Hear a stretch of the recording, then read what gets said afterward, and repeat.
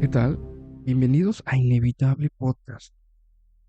Para esta ocasión traemos para ustedes un capítulo en el que vamos a narrar dos relatos, dos experiencias relacionadas con la brujería, relacionadas con estas artes oscuras, con la magia. Y muchas veces nosotros pensamos que, que es una fantasía, una clase de mentira o de cuento que únicamente sucede en revistas, en películas o en la ficción. Al menos hasta que nos toca ser víctima o la persona que decide ejercerla en contra de alguien. Y es ahí que empezamos a notar que la brujería, la magia, los hechizos, encantamientos, amarres, esto existe, que va más allá de nuestra comprensión o aceptación. La brujería existe, nos gusta o no. Y traemos dos experiencias algo fuertes. Esperamos que queden hasta el final y escuchen este par de relatos que a mí en lo personal son de los que más me han impresionado. Sin más, comencemos. La historia de Andrea. Mi historia no es la de un amor traicionado, sino la de una promesa rota. Él y yo éramos jóvenes. Estábamos llenos de planes, llenos de sueños. Cuando me enteré de que estaba embarazada, mi mundo se detuvo. Estaba nerviosa. Me sentía con bastante temor. Cuando se lo dije a él prometió que estaríamos juntos, que se haría cargo de nosotros dos, o mejor dicho, de los tres. Pero las promesas a veces son como el humo, se desvanecen en el aire sin dejar rastro. Él se fue. Me dejó sola con una vida en mi vientre. Había dejado de contestar mis mensajes, mis llamadas. Estuve una semana insistiendo, mandándole mensajes, realizándole llamadas que nunca nadie contestó. Y a partir de la semana siguiente, los mensajes dejaron de llegarle. Las llamadas ya ni siquiera entraban. Me enviaban directo a buzón. Ahí me di cuenta que él no aparecería más. Ahí me di cuenta y ya no íbamos a ser una familia. Ahí me di cuenta que únicamente seríamos dos, mi bebé y yo. El abandono al principio se sintió como un puñal. Con el tiempo se convirtió en un veneno que empezó a corromper y amargar mi corazón. Dejé de llorar y empecé a arder por dentro. Ese dolor, esa tristeza, esa herida, por fuera cicatrizó, pero por dentro había dolor todavía. Había coraje. Empezó a surgir la rabia. Pasaron los años. Yo luchaba para sacar a mi hija adelante. Por el día tenía un trabajo. Era un call center, medio turno. Me daba la oportunidad de llevar a mi hija, dejarla en la guardería, bajar, salir, ir por ella, pasar a dejarla en la casa de mi mamá, para que me la cuidara para en la tarde tener un trabajo como cajera en un supermercado cerca de mi casa. Él, por su parte, vivió una vida, no sé si de lujo, pero sí bastante cómoda. Lo veía en las redes sociales, sus viajes, sus fiestas, sus amigos. Cada foto era una bofetada. Era un recordatorio de que él había seguido adelante sin mirar atrás. Y la rabia crecía, me consumía hasta que un día la desesperación me empujó a buscar una solución que el mundo normal no me iba a poder dar jamás. Una tarde, una vecina, una anciana, que todos llamaban la curandera, me vio llorando en la puerta de mi casa. Su mirada no era de lástima, era más bien de comprensión, era más bien de empatía. Me invitó a su casa. La habitación estaba llena de velas. Habían hierbas secas y figuras de barro. Todo estaba oscuro. No había al parecer energía eléctrica. Lo poco que se alcanzaba a iluminar era gracias a las velas que tenía encendidas. El aire olía a incienso. La casa olía como humedad, como si hubiera tierra mojada. Le conté mi historia, mi dolor, mi rabia. Ella me escuchó en silencio. Me preparó un café. Me dijo que me lo tomara, que necesitaba darme un descanso, que necesitaba contar todo esto y liberarme de todo lo que por todo este tiempo me había estado pasando. Cuando por fin terminé de contarle mi historia, ella solamente dejó su taza en la mesa, me miró a los ojos y con una calma perturbadora me dijo: el dolor puede ser una herramienta. Si lo usas para vengarte, no habrá vuelta atrás. Yo te puedo ayudar a ti, a que canalices ese dolor, esa rabia, ese abandono, pero no habrá vuelta atrás. Una vez tomada la decisión, y ese efecto será un efecto grave. Yo solamente quiero que sepa lo que es el dolor. Yo solamente quiero que sepa todo lo que yo he pasado con mi hija durante estos años. Le dije con la voz rota: quiero que sienta el vacío que nos dejó a mi hija y a mí. Quiero que sienta las necesidades por las que hemos pasado. El hambre, la tristeza, el abandono y la rabia que se ha guardado en mi corazón desde entonces. Quiero que él pague por todo lo que hizo. La anciana asintió lentamente. Hay formas de hacer que los muertos te escuchen, susurró. Pero ellos no entienden de justicia. Ellos no entienden nada de estos valores que nosotros usamos en la sociedad. Ellos solamente saben de deudas. Son utilizados de cierta manera en que si logras atar al papá de tu niña a uno de ellos, su alma empezará a consumirse lentamente y sin darse cuenta, hasta que no quede nada. Será lento, será agónico, pero será un cruel castigo y estoy segura que tú vas a disfrutar. Cuando lo dijo con esas palabras, por un segundo dudé. El miedo me recorrió, un escalofrío que no tenía nada que ver con el frío, pero la imagen de mi niña, pequeña, sin padre, vulnerable y en una situación precaria, debido a que yo no le podía dar la mejor situación económica, me convenció. Acepté. Me dio un talismán de hueso, una bolsita de hierbas y un puñado de tierra, según ella, tierra de cementerio. Solamente úsalos cuando tu odio sea puro, sin la menor duda. Si te arrepientes a la mitad, la deuda no se sanará.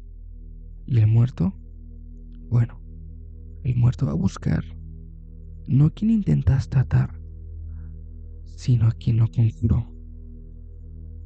Una noche de luna nueva, con el corazón en un puño, hice el ritual. Encendí las velas. Recité las palabras que la anciana me había enseñado. El aire en la habitación se empezó a volver más denso, más pesado. Sentí una presencia, una frialdad que me congeló hasta los huesos. No era la de un fantasma que grita o que hace ruido. No era la de una presencia que únicamente está allí ocupando un espacio. Era un vacío. Era el muerto, listo para cobrar la deuda. Le até el talismán y la bolsita de hierbas a una fotografía de mi ex. Mientras lo hacía, sentía un poder oscuro y antiguo. Mientras lo hacía, un poder que me llenaba, me daba una sensación de triunfo macabro. Todo esto mientras lo odiaba en silencio. Todo esto mientras por dentro le estaba deseando lo peor. lo peor por lo que nos había hecho. A los pocos días, mi venganza empezó. Primero lo vi en una foto, su mirada, esa que siempre había estado llena de brillo y arrogancia, esa que alguna vez me había enamorado tanto yo de ella. Ahora era vacía, ahora no tenía brillo, se veía más delgado, con ojeras profundas. Luego, sus publicaciones en las redes sociales se volvieron raras. Hablaba de insomnio, de ruidos que escuchaba en la noche. Sus amigos comenzaron a distanciarse. Decían que se había vuelto hosco, que no quería hablar con nadie. A los pocos meses, la degradación era ya evidente. Y todo esto lo sé porque en estos tiempos uno puede darse cuenta de tantas cosas a través de las redes sociales que ni se imagina. Su piel se puso pálida, sus ojos empezaron a hundirse y su cabello es como si se le empezara a caer a mechones. Varias semanas después, lo encontré en la calle por casualidad. Pasó a mi lado y ni siquiera me reconoció.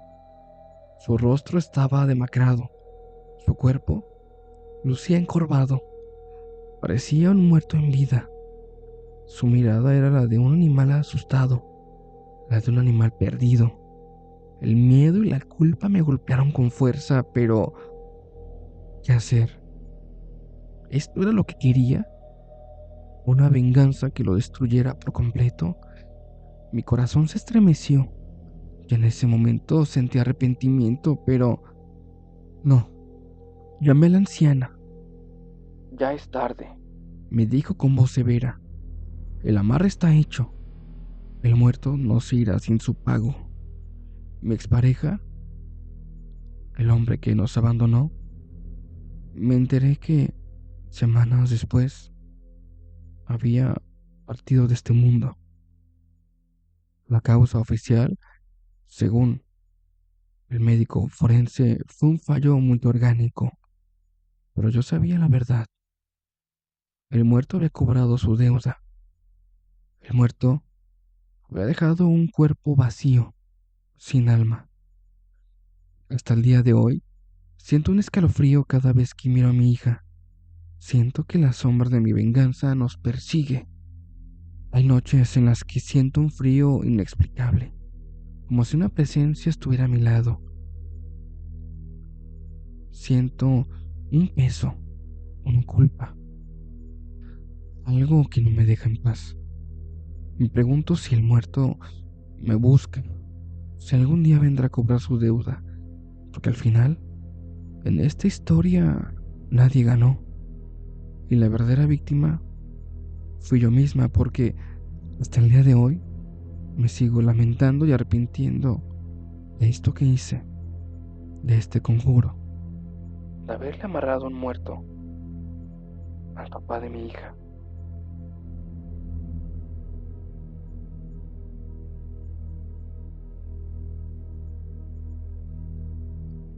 En la segunda historia les traigo un relato que me fue compartido por una amiga. Una historia que nos enseña que a veces el amor no correspondido puede llevarnos por caminos oscuros y que algunas, entre comillas, soluciones son más peligrosas que el mismo problema. El protagonista de este escalofriante relato no es un fantasma, no es una criatura mítica, es la desesperación misma y humana y las consecuencias de jugar con fuerzas que no logramos entender. Mi amiga, a quien llamaremos Sofía para proteger su anonimato, era una chica brillante, enérgica, pero tenía un punto débil, su fascinación por un compañero de trabajo, a quien le pondremos el nombre de Daniel. Daniel era el tipo de hombre que iluminaba una habitación al entrar. Era carismático, era divertido y, para Sofía, completamente inalcanzable. Ella intentó de todo para llamar la atención de Daniel, desde sutiles coqueteos hasta ofrecerse a trabajar horas extras solamente para estar al lado de él. Pero él solamente la veía como una amiga, como eso y nada más.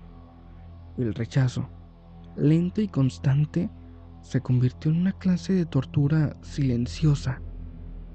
Una tarde, frustrada y con el corazón roto, Sofía se desahogó con una tía, una mujer de ojos profundos y creencias oscuramente antiguas. Después de escuchar la historia de Daniel, su tía le ofreció una solución, un remedio que se remontaba a generaciones anteriores. Mira, hay maneras de hacer que el deseo de una persona se amarre a tu voluntad. Ella le susurró. Se llama un amarre de café, un antiguo ritual de amor. Sofía, que siempre había sido escéptica de esas cosas, no podía creer lo que escuchaba. En el fondo le parecía ridículo, pero la desesperación y las ganas de intentar algo que le resultara la empujó a escuchar. Su tía le explicó el ritual en detalle, del cual no voy a hablar. Era un proceso que consistía en hacer café con una prenda personal de la persona a amarrar y hasta ahí lo voy a dejar. Para luego ofrecérselo, pero claro, con ciertos ritos y ciertos días en específico. El café es un conector de almas y esta ofrenda hará que su corazón le pertenezca para siempre. Eso fue lo que le prometió.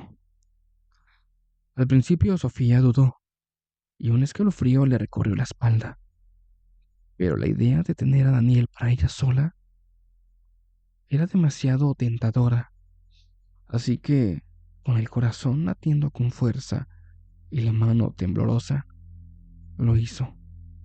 Una mañana antes de ir a trabajar, sacó una cafetera, encendió la estufa y dejó una prenda interior de ella en la olla mientras se hacía el café.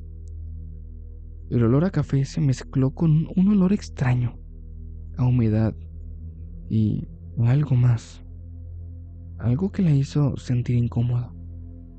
Llenó el termo de Daniel con el café y se fue al trabajo con una mezcla de emoción, de pánico y de temor. El plan funcionó. Apenas llegando, Sofía le ofreció del termo ese café que había preparado de manera previa. Daniel tomó el termo y luego de un pequeño sorbo dio 2 tragos largos y profundos. Todo esto bajo la mirada de Sofía. Daniel, quien solía ser distante, a las semanas empezó a volverse más atento. Buscaba excusas para hablar con ella. Le ofrecía ayuda con sus proyectos y sus ojos, antes llenos de indiferencia, ahora la miraban con una intensidad extraña. Salían, se empezaron a hacer cada vez más amigos, más cercanos, hasta que se volvieron pareja. Y el corazón de Sofía se llenó de una felicidad que nunca antes había imaginado. El amarre del café había funcionado. Pero la alegría duró poco. Con el tiempo, Daniel empezó a mostrar un comportamiento que no era normal en él. Su amor por ella se volvió una obsesión, una dependencia enfermiza. Dejó de salir con sus amigos, dejó de hablar con su familia e incluso en ocasiones dejó de ir a trabajar, si es que ella también faltaba. Un día la llamó para preguntarle qué había comido en el almuerzo, y cuando ella no supo qué responder, él se enojó. Su mirada, antes llena de deseo, ahora tenía un vacío que la asustaba. Era como si su alma estuviera ausente. Sofía empezó a arrepentirse. Se dio cuenta de que no tenía a Daniel, sino a un fantasma de él. Daniel pasó de estar enamorado de ella a estar obsesionado. Le cuestionaba todo, le preguntaba todo. Que no la llegara a ver platicando con alguien más en el trabajo porque se armaba una de aquellas. Ella se sentía atrapada en su propia mentira, asfixiada por un amor que no era real. El hombre que le gustaba ya no estaba más, se había ido, y en su lugar había un extraño, había un sujeto que estaba vacío. Había solamente un cuerpo que existía para ella. La situación llegó a punto de quiebre cuando Daniel le propuso matrimonio a Sofía. Ella, desesperada, no sabía qué hacer. Se encerró en el baño y empezó a llorar. Fue entonces cuando la anciana le dijo: el amor de ese tipo no es un amor real, es una atadura, y el alma que está atada a ti te va a cobrar un precio bastante caro. Sofía, llena de pánico, le pregunta a su tía cómo deshacerlo. No puedes, le dijo con voz grave. Las ataduras de un amarre solamente se pueden deshacer con la sangre de quien lo hizo. Es el precio que debes de pagar. A partir de ese día, Sofía empezó a tener pesadillas. Soñaba todo el tiempo con Daniel, pero era un Daniel que no era él. Era una figura oscura, sin rostro, y le susurraba cosas en el oído. Sentía una presencia en su casa, y el aire se volvía frío y pesado. Una tarde supo que algo no andaba bien. Se asomó a la ventana y vio a Daniel en el auto, con la mirada perdida y el rostro demacrado. Se bajó del auto y empezó a caminar hacia su casa, sin vida en su mirada, como si fuera un sonámbulo. Daba pasos inciertos. Sofía, asustada, se escondió en su habitación y desde ese día nunca más volvió a ver a Daniel, a pesar de que supo por los compañeros de trabajo que había renunciado. Sofía nunca supo qué le pasó a él, ni pudo deshacer el amarre. La obsesión de su compañero de trabajo se esfumó, pero su terror no.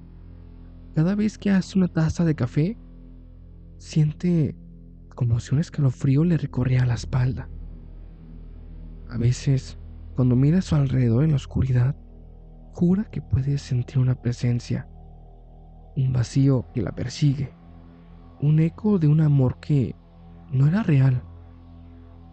Desde entonces Sofía ya no vive en su antigua casa. Todo esto por temor de que Daniel vuelva a aquella casa que por tanto tiempo compartieron juntos. Con esta historia llegamos al final de este capítulo, como siempre agradeciendo el favor de su atención.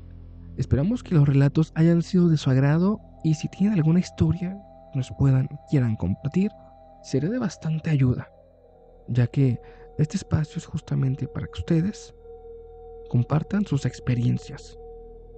No tengan temor y no tengan pena alguna. Aquí se les va a dar el tratamiento a sus experiencias de la manera más seria y atenta, ya que nos encantan estos temas. Sin más por mi parte, me despido.